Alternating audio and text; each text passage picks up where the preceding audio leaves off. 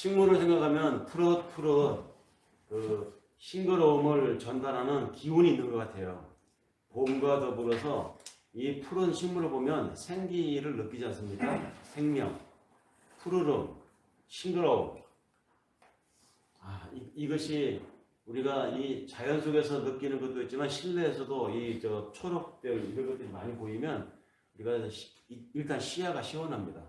푸르고 그 다음에 감사를 느끼죠. 생동감이라든지 푸르름이라든지. 근데 이런 거와는 반대되는 느낌이 있습니다. 고난, 죄, 어두침침, 침울, 음습 뭐 이런 것들이 죄와 또는 고난과 관계된 용어들인데요. 유감스럽게도 성경 안에서는 푸르름, 자유, 싱그러움, 생명 뭐 이것보다는 어둠, 침침, 죄, 고난, 피 철철 뭐 이런 것들이 더 많아요. 용어가.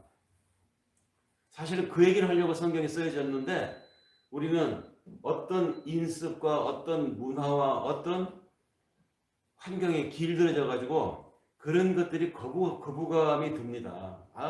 짧은 인생 살기도 바쁘고 얼마 남지 않은 짧은 생인데 즐겁고 쾌활하고 멋있게 살다 가기도 바쁜데 왜 맨날 교회를 가면은 고난을 얘기하고 죄를 얘기하고 피 철철 흘리고 예수의 피 예수의 피 정말 그 용어 좀 빼고 다른 얘기를 할 수 없을까? 저도 그러고 싶어요. 아마 모든 목사님들이 설교를 준비하려 치면 이 예수 얘기 빼고 구원의 피 빼고 그래서 예수가 고난을 받았을 때 이 얘기 빼면 무슨 얘기를 할 수 있을까? 딜레마일 겁니다. 설교를 만들 때마다. 더구나 이번 주간은 또 그것이 그렇게 달갑지 않은데도 불구하고 우리의 이 살아온 세월과 인습에 의해서 거부감이 생기는 고난, 죄를 또 강조하는 고난 주간이네요. 그거 뭐 반갑지도 않은데 그것을 주간까지 설정을 해가지고 교회에서는 뭐 이번 주간은 고난 주간이니 철저히 기도들 하시고 뭐 어떤 교회는 금식까지 의무적으로 시킨다고 합니다. 그런데도 죄스럽게 저희는 이번 주에 금식은커녕 만나는 막국수에 메인까지 먹었어요. 괜히 금식하는 분들께 우리는 경건하게 지내지 못하는 것 같아서 죄송한 마음이 들기도 합니다. 그리고 하나님께 너무 죄송해요. 그분들에 비해서 너무 배불리 호사스럽게 지내는 것이 아닌가. 우리의 죄와 그분의 고난 이게 대비가 되죠. 우리의 죄 그리고 그분 예수님의 고난 함수관계가 있음을 성경은 시작부터 이야기합니다. 창세기에서부터 요한계시록까지. 그리고는 내린 결론이 뭐냐? 성경이 우리 인간에 대해서 내린 결론은 인간은 죄로 죽었다. 인간은 죄된 존재이다. 인간은 하나님 앞에 죄로 서 있는 죄인이다. 이렇게 정의를 합니다. 성경은 왜 이렇게 우리 인간에 대해서 부정적이고 음습하고 이렇게 깎아내리는 이런 존재로 정의를 할까요? 심지어 인간에 대해서 정의하기를 인간은 하나님 앞에 불순종하는 존재다. 불순종을 하니 인간은 죄인이다. 이렇게 정의를 합니다.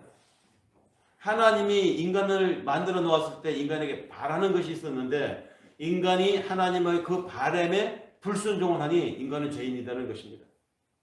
이 불순종이라는 용어에 상당히 많은 의미가 함의가 되어 있습니다. 불순종, 뭡니까? 앞에 불자가 붙은 순종하지 않는다는 것이죠. 뭘 해라 하면은 하는 것은 당연하게 생각하는데 해라 하는데 하지 않는다. 싫어요 라고 하는 것은 뭡니까? 의지가 들어가는 것이죠.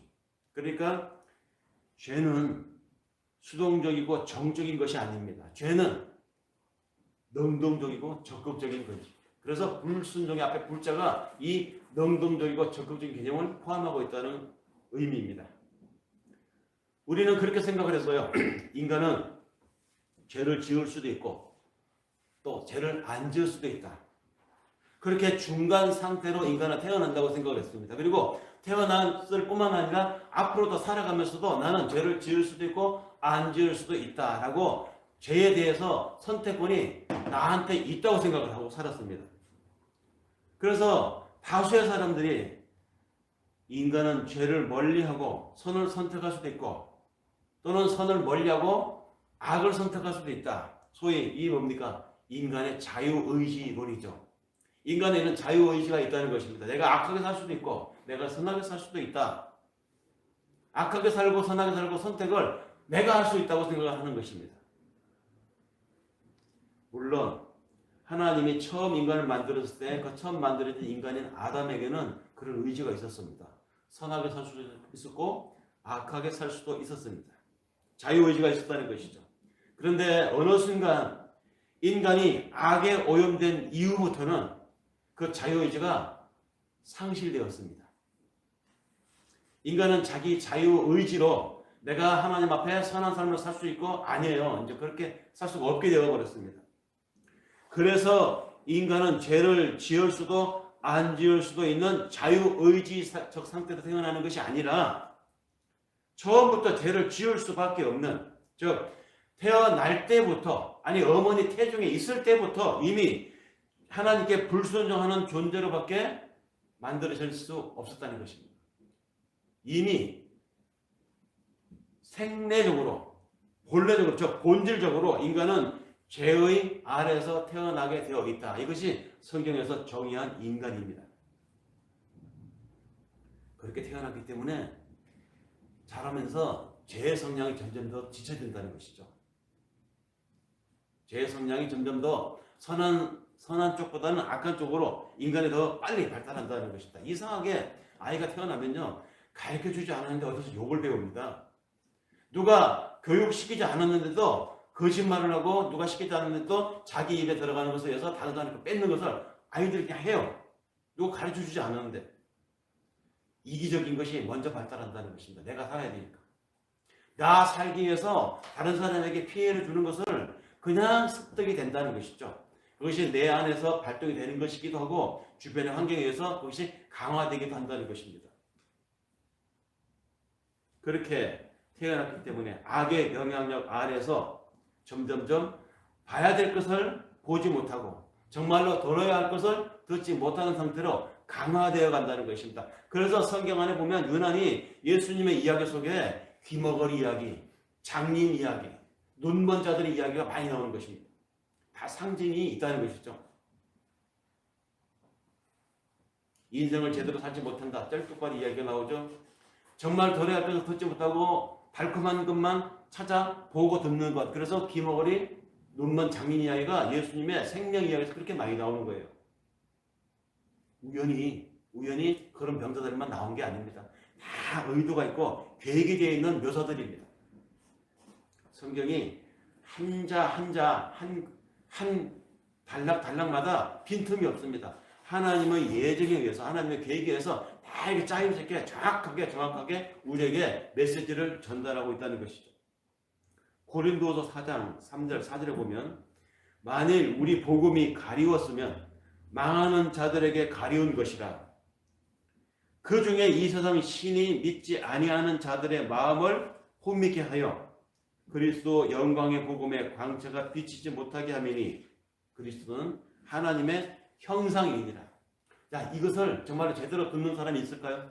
이 예수 그리스도는 그 당시엔 실물로 나타났는데 제대로 본 사람들이 있었을까요?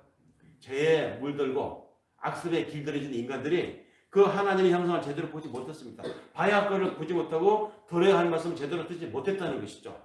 그것은 예수님 당시뿐만 아니라 지금도 마찬가지죠. 지금도 모든 교회에서 주일이면 강단에서 이 말씀을 선포되고 있지만 와서 앉아있는 사람들조차도 그 말씀을 진리로 받아들이는 사람이 있는가 하면 그냥 저거는 목사의 식견일 뿐이다. 왜냐하면 교회니까 하는 말이다. 이렇게 흘러듣는 사람이 있다는 것입니다. 들어야 할 것을 듣지 못하는 사람들이 지금도 있다는 것이죠.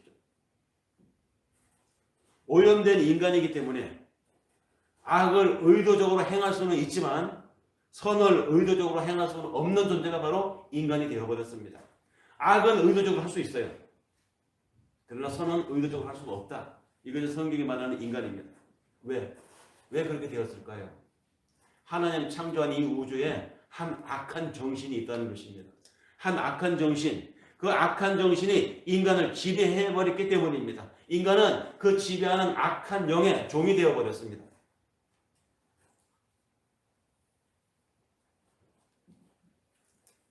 더구나 그 불순종은 배운 것이 아니라 타고난다는 것. 그래서 본질적으로 진노의 자식이라는 것입니다. 날 때부터 진노의 자식이다. 그래서 우리가 읽은 구약의 시인이 다윗이죠. 이 다윗이 얼마나 믿음으로 살았습니까? 믿음 하나 가지고 왕의 자리까지 올라왔던 사람이었습니다. 그런데 그가 안락하고 편안한 환경이 주어지니까 더 감사하고 또 하나님 앞에 신실한 사람이 되었느냐? 아니잖아요. 이제 다리 뻗고 권력을 누릴 만한 환경, 누구 눈치 보지 않을 만한 자리에 오르게 되니까 그가 범한 것이 뭡니까? 하나님 앞에 해서는 안 될 신앙인의 죄를 범하고 말았습니다. 남의 여인을 끌어들여서 간통을 한 것이죠. 그리고 그 죄를 덮으려고 그의 남편을 전장에 보내서 거기서 전장에서 죽도록 살인 교사까지 저질렀습니다. 그런 그가 나단 예언자가 와서 그 죄를 지적했을 때 적각 그나마 남아있던 신앙의 빛이 그의 마음을 지배해가지고 하나님 앞에 이렇게 시편에 이야기해서 고백합니다.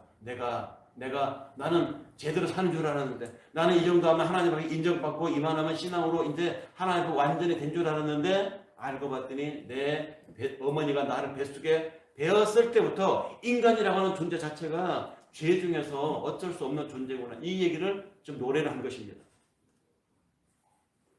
내가 죄악 중에 출생하였으며 어머니가 죄 중에 나를 잉태하였나이다.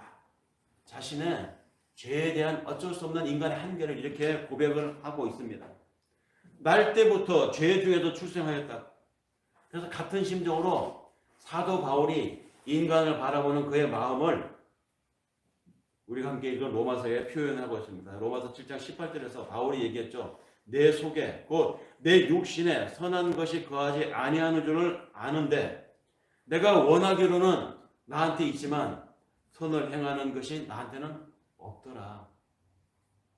내가 정말 선하게 하나님 앞에 온전한 사람이 되고 싶은데 나는 매일매일 이것 때문에 내 마음속에서 갈등을 한다는 것이죠.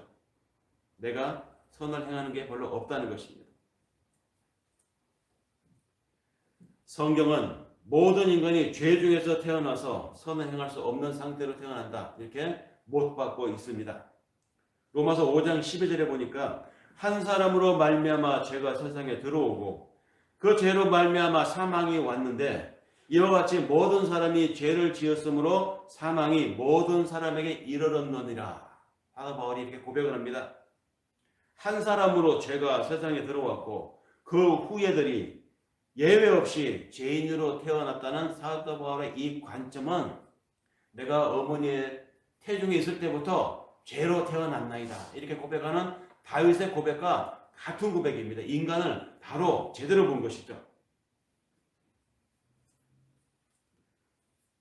바울은 계속해서 로마서 5장 13절 14절에서 이렇게 말합니다. 죄가 율법 있기 전에도 세상에 있었으나 율법이 없을 때에는 죄를 죄로 여기지 아니하였느니라. 그러나 아담으로부터 모세까지 아담의 범죄와 같은 죄를 짓지 아니한 자들 위에도 사망이 왕노릇하였나니 아담은 오실 자의 표상이니라. 어려운 말입니다. 이게 무슨 말인가요? 죄라고 하는 것은 우리가 상식적으로 죄라고 하는 것이 어떤 게 죄입니까? 해라라고 하는 것을 안 하면 죄가 되는 것이죠. 하지 말라라고 하는 것을 하면 죄가 되는 것입니다. 그러니까 그러면 어떤 것을 하고 어떤 것을 하지 말라 이것이 있어야 되잖아요. 그거 보고 그것을 지켜야 되는구나. 하라고 하는 것을 하고 하지 말라는 것 하지 말라는 것. 이를테면 운전을 하시는 분들은 다 아시겠지만 빨간불이면 차가 가면 안 되죠. 빨간 신호면. 근데 빨간 신호 때 가면 어떻게 됩니까? 처벌을 받죠. 과태료가 날아올 겁니다 아마. 그러니까 규정이 있는 것이죠. 빨간불에는 서고 파란불에는 가라고 하는 규정이 있습니다. 그것을 율법이라고 합니다. 우리 인간에게도 그런 율법이 있었다는 것이죠. 근데 그 율법이 언제 만들어졌습니까? 모세 때 나온 것입니다. 모세가 이스라엘을 이끌고 시내산으로 나와서 그 시내산에서 받은 것이 율법입니다. 근데 아담은 언제 있었습니까? 모세보다 수천 년 전 사람이에요. 그러면 율법이 있기 전에는 사람이 죄를 짓지 않았느냐 이 얘기입니다. 그런데 바울이 뭐라고 합니까? 아담 이래로 율법이 생기기 전에 사람들은 죄를 짓지 아니하느냐? 아니다. 죄를 졌다. 어떻게 죄를 졌다는 것이 율법이 없는데. 죄라고 규정할 만한 것이 없는데 어떻게 죄를 졌다는 것입니까? 그래서 바울이 한 말 중에 아담으로부터 모세까지 아담의 범죄와 같은 죄를 짓지 아니한 자들 위에도 사망이 왕노릇하였다. 사망이 왕노릇하였다. 사망이 뭡니까? 죄의 결과로 온 것이 사망이잖아요. 근데 죄를 지었다 안 지었다 규정할 만한 율법이 있기 전에 어떻게 사망이 왕노릇할 수 있겠냐고. 사망이 인간을 지배한다는 것인데 율법을 어겼다고 그래서 사망이 왔다면 율법이 있기 전에 어떻게 사람이 죄를 지을 수 있느냐 이 말입니다. 아담과 모세 차이는 수천 년의 갭이 있는데 율법이 주어지기 전 그 사이에 이것이 죄다라고 할 만한 율법이 없었는데 그렇다면 그 사이에 살았던 사람들은 죄를 안 지었다는 말인가? 성경은 아니다. 그럼에도 죄를 지었다고 말하고 있습니다. 아담 이후에도 계속 사망이 왕노릇하였다라고 하는 이 바울의 언급이 바로 그 근거입니다. 사망은 죄의 싹시기 때문입니다. 율법이 있기 전에도 인간은 사망 안에 놓여 있었습니다. 그러면 죄라고 하는 것은 다시 정리가 돼야 되겠죠.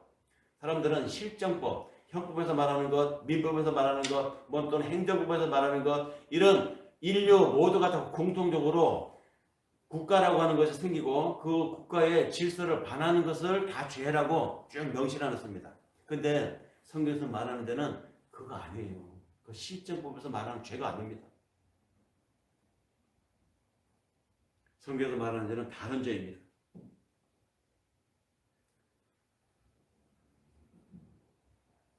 율법이 있기 전에도 인간은 사망에 처해 있었기 때문입니다.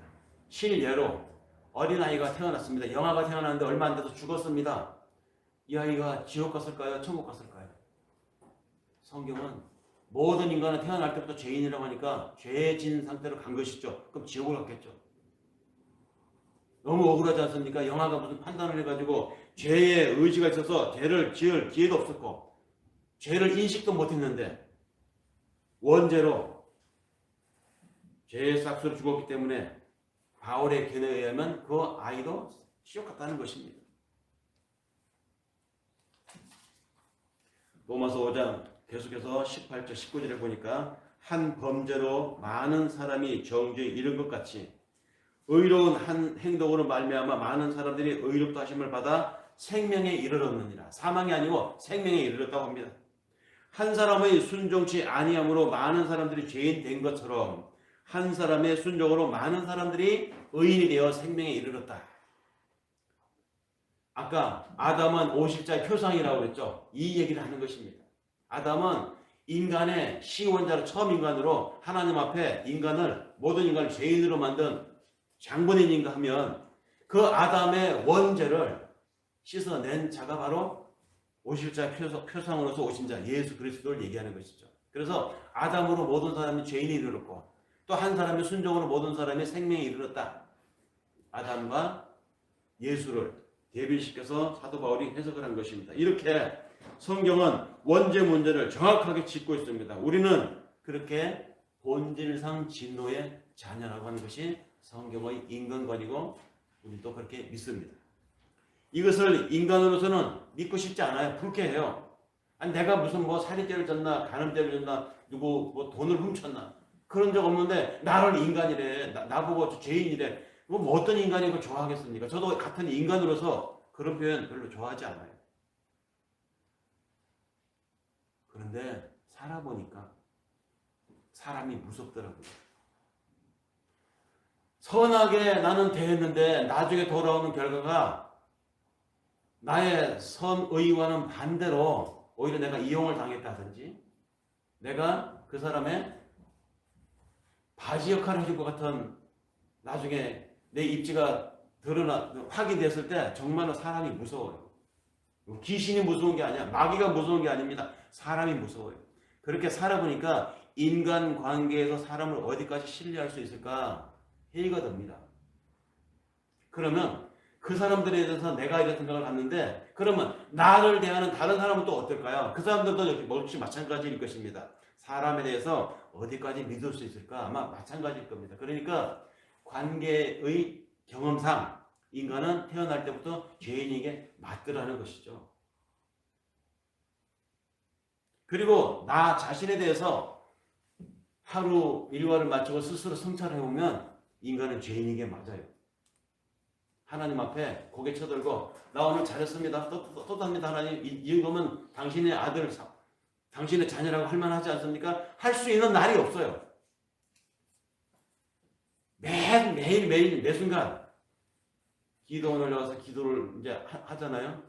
매주 기도원 올라가서 이제 하면 제일 먼저 나를 자신을 성찰합니다. 그래서 하나님, 그럼 이제 나를 돌아보면 한 주간 동안 누구를 위해서 기도하고 누구를 위해서 기도하고 또 뭐 사안을 놓고 기도하고 하기 전에 먼저 나를 돌아보면 하나님 죄송합니다라는 말밖에 안 나와요.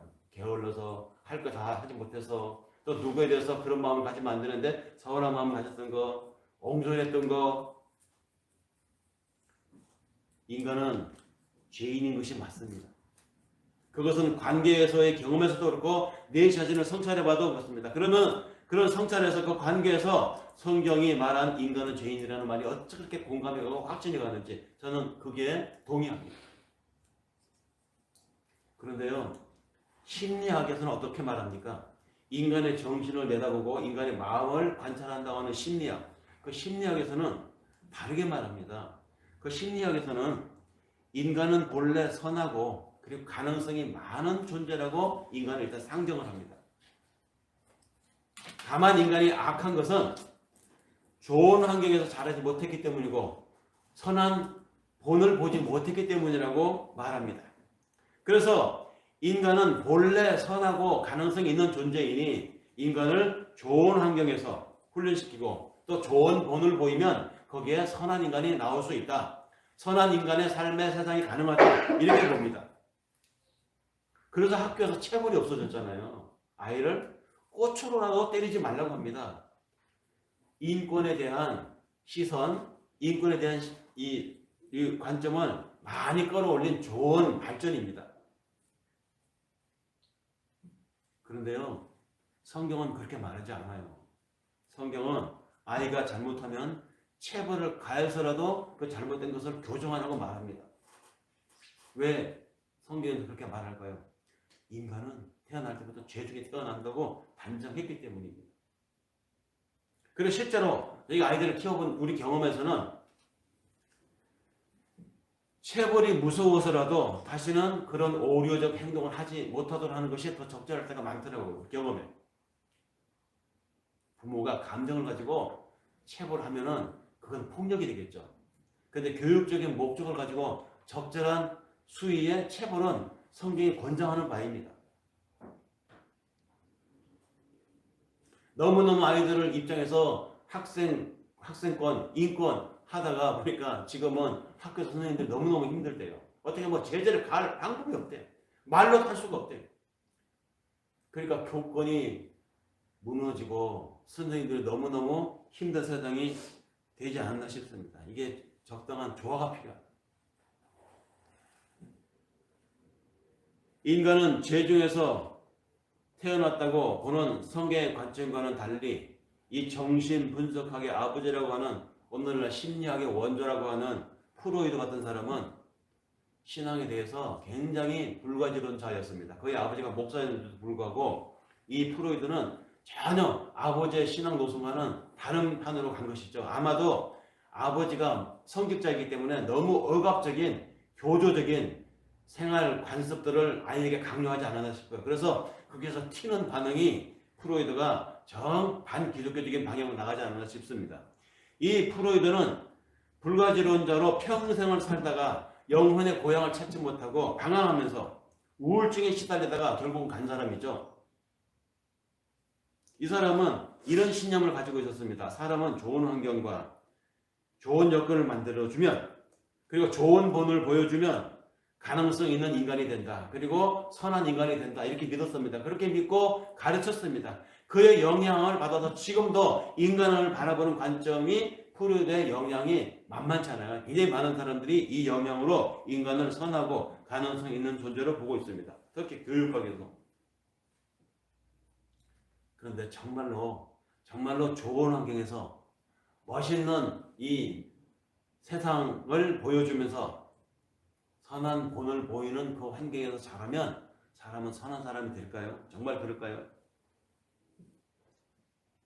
인류 역사상 가장 멋있는 환경, 가장 완벽한 환경이 어디겠습니까? 우리가 다 말하는 파라다이스, 에덴 동산이잖아요. 그런데 그 에덴 동산에서 인간이 타락을 했습니다. 어떤 환경이어야 인간이 타락하지 않을 수 있을까? 에덴 동산에서도 타락했는데 도대체 어떤 본을 보여야 인간이 선한 사람이 될 수 있을까요? 예수가 그렇게 좋은 본을 보여주고 가셨는데도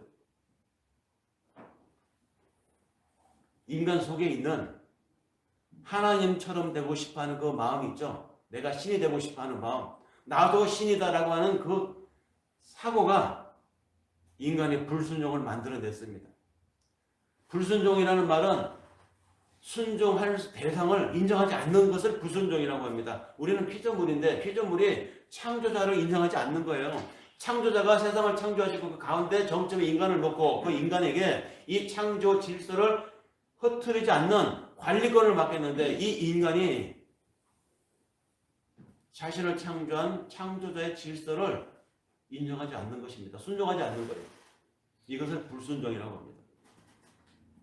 그것은 결국 자기 자신이 자기 삶의 주인이 되어서 살겠다는 것, 이거는 자기 인생의 주체자가 된다는 것하고 다른 얘기입니다. 내 인생은 내 것이야. 하나님도 필요 없어. 내가 결정하고 내 책임하에 실패하면 내가 책임져. 그 실패, 자기 선택, 그 극단적인 얘가 누굽니까? 가룟 유다 같은 사람이죠. 내가 선택했어. 내 인생 내가 알아서 해. 근데 내 선택이 잘못됐어? 난 이분이 훌륭한 분인 줄 알았는데 아니네? 팔아버렸어. 근데 팔고 나서 생각해보니까 아이 훌륭한 분이었네? 내가 눈이 삐었구나. 내 인생, 내 선택한 거 내가 책임지지. 자기 목숨을 끊어버린 거야.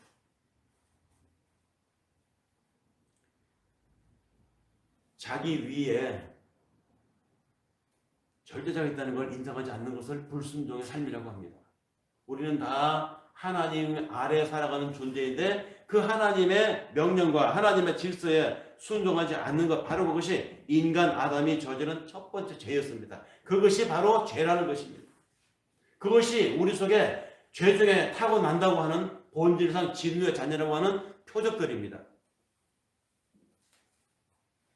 원래 하나님이 인간을 만드셨을 때는요, 인간 보시기에 하나님이 좋았다 정도가 아닙니다. 앞에 부사가 붙었습니다. 인간을 만들어 놓고 이날은 신이 좋았다. 얼마나 좋았으면 앞에 부사 신이가 붙었었겠습니까?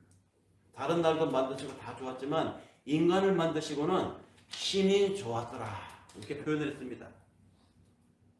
그렇게 만들어진 인간은 하나님과 관계 안에서 그 하나님 안에 있을 때만 하나님 안에서 평안을 누리고 하나님 안에서 안정감을 누릴 수 있는 존재로, 그런 존재로 만들어진 것이 바로 우리 인간들입니다.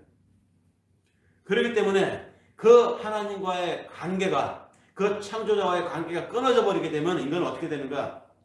아무리 내가 하고 싶은 걸 많이 해도, 아무리 내가 얻고 싶은 걸 많이 얻었다 한들 만족을 모르고 행복감을 느끼지 못하는 게 인간입니다. 설령 만족을 잠깐 누리고 행복감 누린다 해도 그것이 며칠이 못 갑니다. 몇 주가 못 갑니다. 진짜 행복은 하나님께 순종하는 삶에서, 진짜 자유는 하나님이 이끌어가는 대로 사는 삶에서 나오는 것인데, 이 창조자를, 절대자를 인정하지 않고 그분의 질서에 순종하지 않는 삶을 사니까 인간의 삶이 사망의 삶으로 이끌어지게 되었다는 말이죠. 일생에 한번 올 수 있을지 모르겠지만 크루즈 여행이라고 하는 것이 있죠. 굉장히 비싸죠. 우리나라에도 아마 부산에서 출발하는 크루즈 여행 프로그램이 있는 것으로 아는데요. 이거 한번 타면 막 몇천만 원이래요. 근데 이것은 한번 타면, 이 크루즈 배를 타면 태평양을 건너서 미국까지 샌프란시스코 갔다 오는 여행이라고 합니다. 몇 달 걸린대요, 이 코스가. 그 여행을 즐기는 분들의 글이 올라온 걸 가끔 인터넷에서 보는데 정말 지루하대요. 의외의 반응입니다. 왜냐하면 처음에 탔을 때 한 달 반 코스로 태평양 횡단 크루즈 여행을 하는데요. 처음에 탔을 때 일주일 너무너무 좋대요. 배 안에도 즐길 것이 많고 배 안에 수영장, 뭐 배 안에 엔터테인먼트 많고 아침에 일어나면 배 위에서 일출을 보고 또 저녁이 되면 배 위에서 저녁 석양 노을을 보고 너무너무 멋있답니다. 그런데 일주일 좀 지나면 그렇게 지루할 수가 없대요. 맨날 똑같은 바다 위에 프로그램도 뭐 그게 그거고 그래서 지구에서 가끔은 바다 그 배 위에 그 끝에 난간까지 한번 가본다고 합니다. 그런데 동쪽으로 가도 남쪽으로 가도 서쪽으로 가도 북쪽으로 가도 어디로 가도 그 끝은 난간이에요. 난간. 난간으로 그 끝이 다 가로막혀 있어서 그 난간을 벗어나고 싶은 충동을 가끔 느낀대요. 이 자유로운 영혼들은 그냥 이 무료하고 이 갇힌 이 배에서 벗어나서 자유를 느껴보고 배 풍덩 그 난간을 벗어나서 뛰어드는 순간 어떻게 되겠습니까? 죽음이죠. 사망입니다. 지루하지만 제한된 곳이지만 거기서 선장이 운영하는 배의 질서에 따라서 있을 때 바다를 건너서 안전하게 도착할 때까지 그 사람의 안전은 보장되는 것입니다. 우리의 삶이라고 하는 것이 살아가는 모든 이 생태 앞에 놓여있는 우리의 과정들이 신앙이라고 하는 것은 속박인 것 같고 하나님 질서 안에 사는 것이 우리를 구속하는 것 같지만 그러나 그 안에 있을 때 우리는 안전하고 그 안에 있을 때 진짜 평안을 누릴 수 있다는 것입니다. 그러니 나의 주인이 내 인생의 주인이 되는 주님대로 주님 뜻대로 사는 것이 우리의 평안이고 내 마음대로 사는 것은 사망이라고 하는 이 성경의 관점이 저는 동의가 돼요. 살아가면 나이가 들면서 점점점 인간은 하나님을 내 삶의 주인으로 삼아서 그 하나님을 의지하며 그분이 이끄는 대로 내 삶을 맡기고 살아갈 때 인생의 평안과 진짜 안식을 누릴 수 있다. 이것이 예수님 하신 말씀이고 사도 바울이 전한 말이고 다윗이 고민할 때마다 그의 마음에 와 닿았던 하나님의 위로였습니다. 성경을 읽다 보면 육체라는 단어가 굉장히 많이 나옵니다. 육체가 어떤 뜻이냐? 죄의 상태에 있는 인간 본성을 또는 죄 가운데 있는 인간을 가리켜서 육체라고 성경은 영혼과 대비시켜 말합니다. 타락 이후에 죄된 본성으로 존재하는 모든 인간의 인격과 성품을 다 싸잡아서 육체 또는 육이라고 표현을 한다는 것이죠. 바울이 갈라디아서 5장 17절에서 말한 육체의 소욕은 성령을 거스리고 성령의 소욕은 육체를 거스리나니 이 둘이 서로 대적함으로 너희의 원하는 것을 하지 못하게 하려 함이로다. 바울 속에 이 갈등이 있었다는 것입니다. 성령의 소욕과 육체의 소욕이 항상 우리 속에서 갈등을 한다는 것이죠. 예배 때만 되면 가나 마나 안 갈 수 있는 핑계거리를 찾아서 가능하면 안일하게 주저앉고 싶고 정해진 기도 시간이 되면 기도를 해야 되는데 이런 일 저런 자꾸 생기다 보니까 뒤로 미루다 보니까 나중에는 뭐 굳이 기도하지 않아도 별일도 없고 그냥 무디어져 가는 거. 그러다가 덜컥 큰일이 생기면 내가 하나님 앞에 해야 될 것을 하지 못해서 하나님 나를 또 흔들었나 보다 하고 조심조심하고 조바심 나서도 얼른 돌이키고 이런 갈등들이 우리가 살아가면서 매번 매 순간순간 우리에게 갈등으로 일어나고 있다는 것입니다. 그것을 가리켜서 성령의 소욕과 육체의 소욕이 내 속에서 싸우고 있다고 바울은 갈라디아에서 자신의 심정을 이렇게 고백했던 것이죠. 하지만 우리 인간 안에서 나오는 욕망들, 욕구들 이것이 나쁘기만 하겠습니까? 정말로 강렬하게 일어나는 욕망들이 그것이 정말 다 악하게만 한 것일까요? 저는 그렇게 생각하지 않습니다. 자연스러운 것이라고 봅니다. 배고플 때 밥이 땡기는 거, 졸릴 때 자고 싶은 거, 목마를 때 물 마시고 싶어 하는 이 욕망, 이 강력한 욕구, 이건 너무 당연한 것입니다. 하나님이 우리를 그렇게 만들었습니다.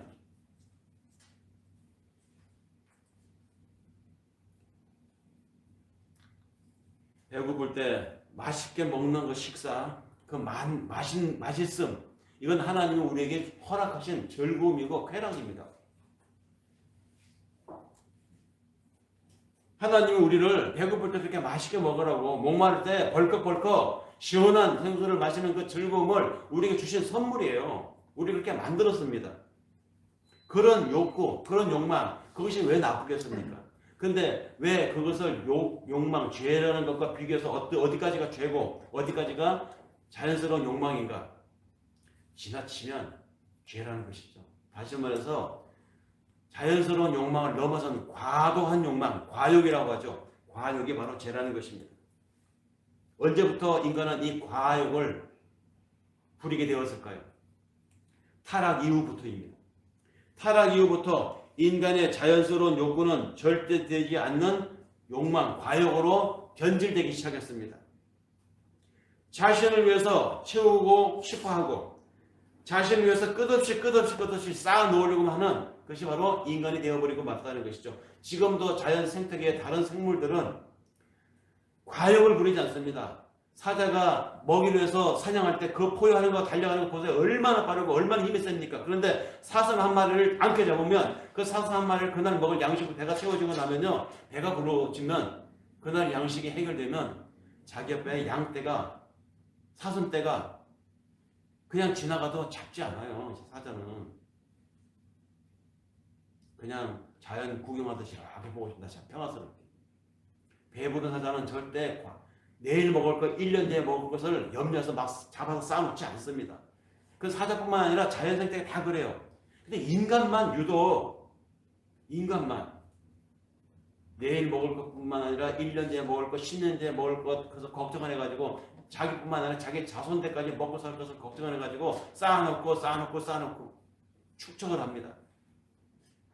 그러고도 부족해가지고 안달복달 불안해합니다. 모든 생태계에 있는 생물들은 교미 때, 종족 보존을 위해서 교미 때 할 때 이 교미를 한다고 하죠. 그런데 인간만 시도 때도 없이 세트를 한다고 해요.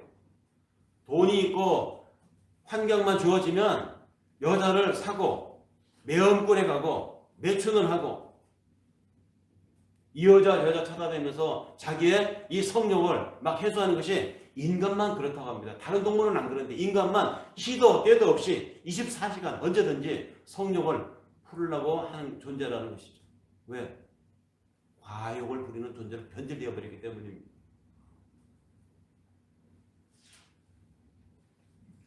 그 욕구가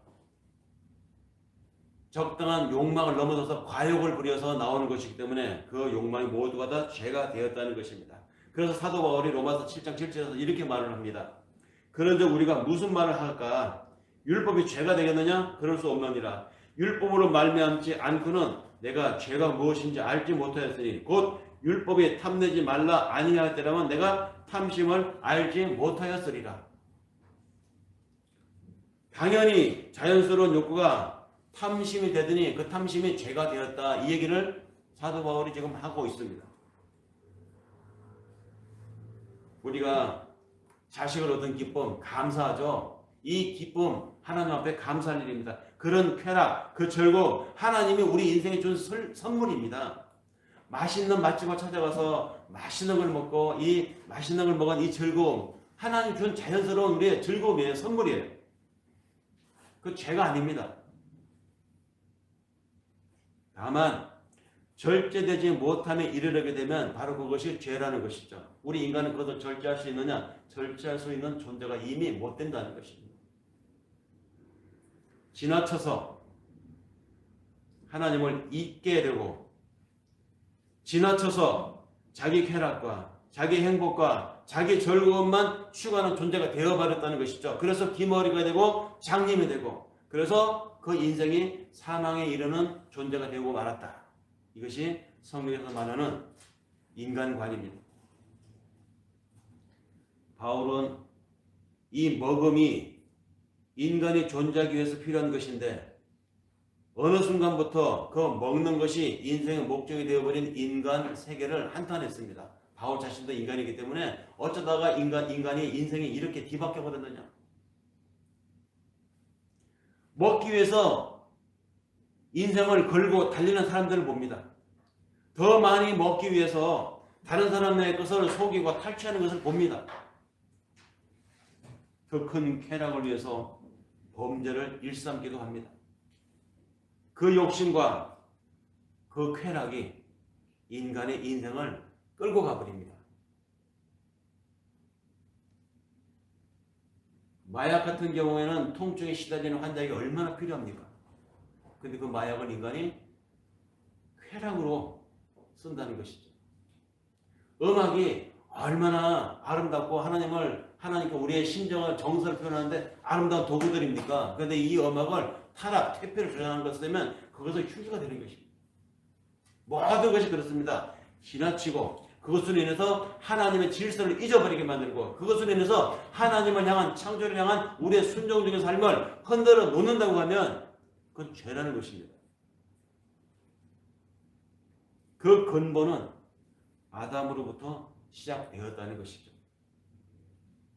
그래서 사람들은 사회법상 정한 죄, 실정법을 어기지 않고 살아온 자기 인생을 이만하면 나는 멋지게 잘 살았다고 생각을 하지만 천만에요. 착각입니다. 자기 쾌락, 자기 욕심만을 위해서 살아온 그 삶은 그 사람에게 있어서 행복했을까요? 이기는 것이 행복이고 성공하는 것이 쾌락이라고 하면 성공한 사람은 쾌락적으로 살아야 되지 않습니까? 이겼기 때문에 행복해야 되잖아요. 그런데 왜 이겨서 정점에 올라간 사람이 잘못된 선택을 하는 것을 우리가 보게 되고 그렇게 많이 싸우는 축적해 놓은 사람이 어떤 행위가 들었는지 어느 날 운명을 달리하는 것을 종종 봅니다. 자기 쾌락, 자기 욕심만 위해 사는 사람 그 삶이 행복하지 않다는 것이죠. 왜 행복하지 않았을까요? 자기 인생의 목표를 자기의 행복에 두었기 때문입니다. 한 예로 결혼을 하고 가정을 꾸리는 이 가정을 한번 예를 들어볼까요? 결혼해서 가정을 꾸리면 그 가정의 구성원들이 갖는 가장 큰 목표가 무엇이겠습니까? 행복입니다. 행복. 우리 가정의 행복. 근데 우리 가정의 행복이라는 우리라고 하는 복수가 들어가지만 엄밀히 말해서 우리라는 말에는 나가 들어가는 것이죠. 나도 행복하고 너도 행복하기를 바란다는 것입니다. 서로 두 배우자가 우리 서로 행복하자. 우리가 이렇게 만나서 가정을 꾸렸으니까 우리 행복하게 살자. 너 행복하고 나 행복하고 이 말입니다. 그런데 성경에서 말하는 인간이 어떤 존재입니까? 행복할 수 있는 존재인가요? 자기 행복을 추구하는 존재라고 하잖아요. 자기 행복. 근데 그 자기 행복 추구는 끝이 없다고 하지 않습니까? 요만큼 해주면 요만큼 해줘야 되고 요만큼 해주면 더 많이 해줘야 되고 이 끝없는 이 성강 릴레이가 일어나는 것이 인간의 행복 추구라는 것이죠. 그러니까 결국은 나를 위한 행복을 추구하기 위해서 네가 나한테 좀 맞춰줘. 저쪽도 마찬가지입니다. 네가 나한테 좀 맞춰줘. 서로 조금씩 양보하고 서로가 배려해주면 우리 행복할 거야. 근데 그건 불가능하다는 것입니다. 어느 단계 가면 트러블이 일어납니다. 그래서 행복하지 못하고 불행감을 느끼게 되는 것이죠.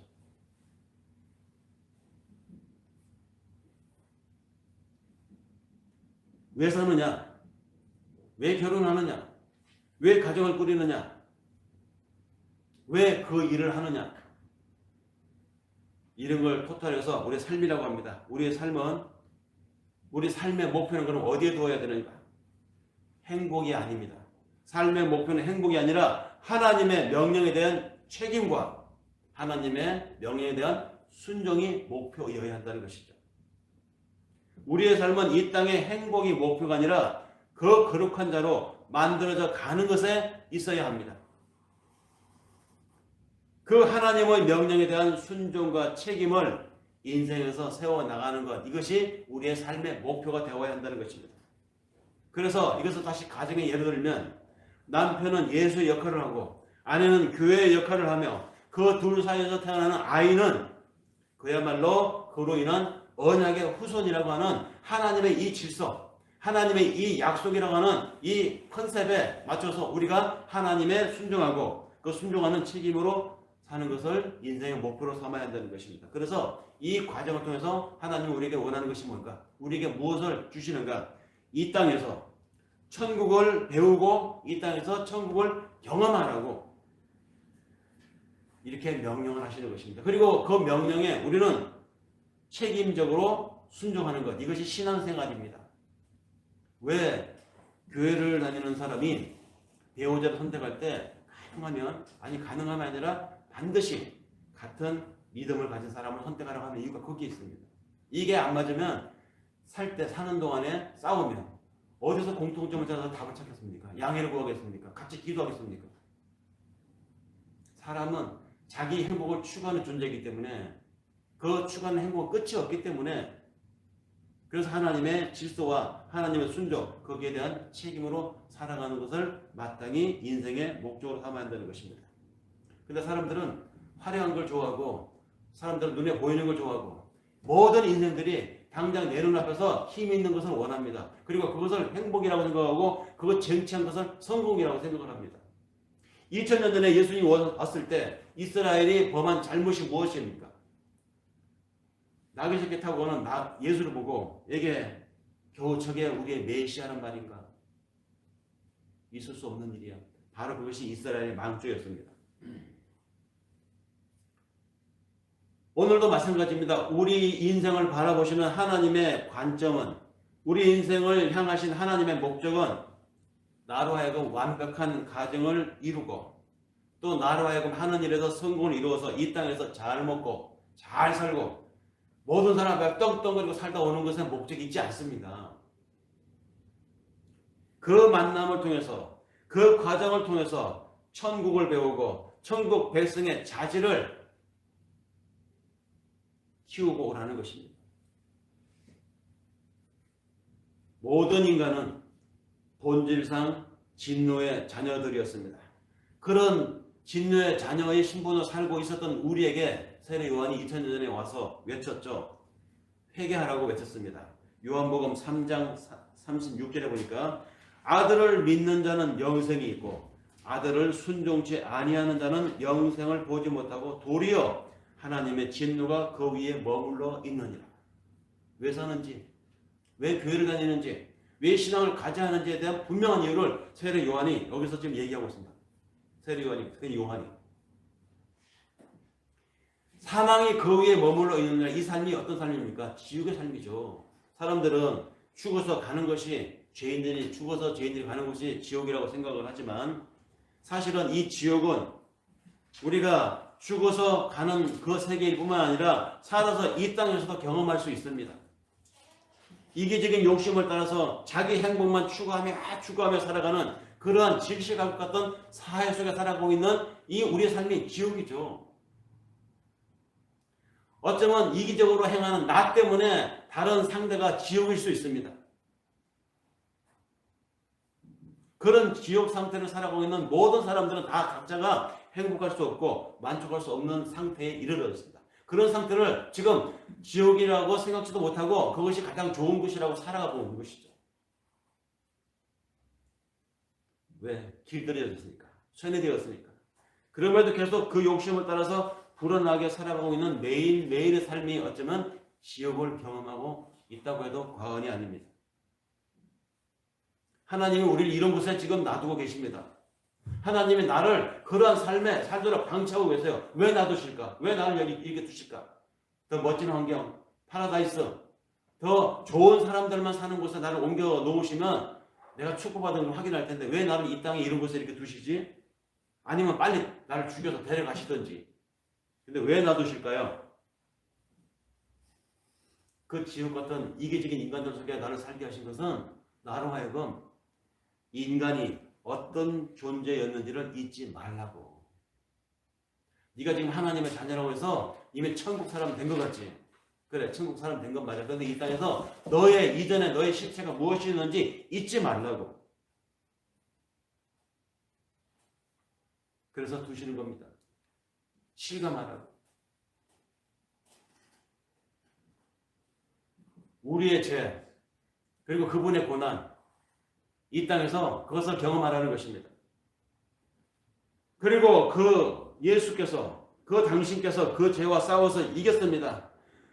우리의 머리이신 예수가 그 싸움에서 십자가에서 이겼으니 그의 지체인 우리들도 이기라고.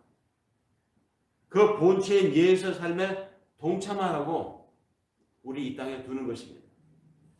그렇게 살아가는 사람들의 삶을 보면서 사람들이 예수의 운행하심을, 하나님의 살아계심을 보지 않겠습니까? 요즘은 제가 한 30년 전에 읽었던 책이었는데요. 철로 역정이라는 책을 이제 유튜브로 5시간짜리를 이제 산책을 하면서 1시간 반 정도 산책을 하면 한 3분의 1씩 이제 들어요. 그러니까 3일에 걸쳐서 다 들었는데요. 철로 역정. 거기에 나오는 그 크리스찬의 여정을 아마 천국에 가는 날까지 사는 인생에 이제 닥치는 유혹, 뭐 여러 가지 고비들을 그 스토리를 엮어서 푸른 책인데요.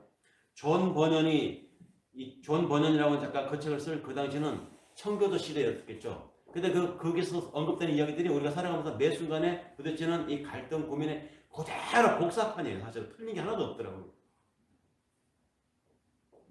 구원받기 전에 우리의 삶이 지옥이었습니다.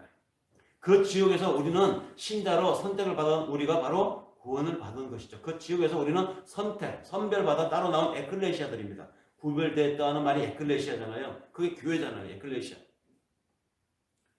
그것을 잊지 않도록 우리 삶에 여전히 불순종과 탐욕을 지닌 육체가 내 속에 새 영과 공존하고 있음을 잊지 말라고. 여전히 옛사람이라고 표현되는 이 육체에 새 영이 들어와 있는 상태가 바로 지금 우리들입니다. 바울이 고백한 대로 내 속에 곧 내 육신에 선한 것이 거하지 아니하는 줄 아노니 원함은 내게 있으나 선을 행하는 것은 없노라. 이 바울의 고민이 사실 매일매일 살아가는 우리들의 고민입니다. 그래서 우리의 죄와 그분의 고난을 이 고난 주간에 한번 곰씹어 볼 수밖에 없습니다. 어느 날 갑자기 완벽한 거룩한 자가 되는 것이 아닙니다. 투쟁하고 갈등하고 고민하면서 한 발 한 발 천국에 다가가는 것이고 그렇게 한 걸음 한 걸음 내가 하나님의 사람으로 바뀌어가는 것입니다. 그 영광스러운 그리스도의 전투에 오늘 우리가 이 고난 주간을 맞아서 지금 살고 있습니다. 그 전투에 내 자신이 참여하고 있습니다. 피로 씻어 우리를 맑게 해주신 하나님의 은혜를 공감하는 한 주간이 되기를 바라면서 이 말씀을 전하며 기도하겠습니다.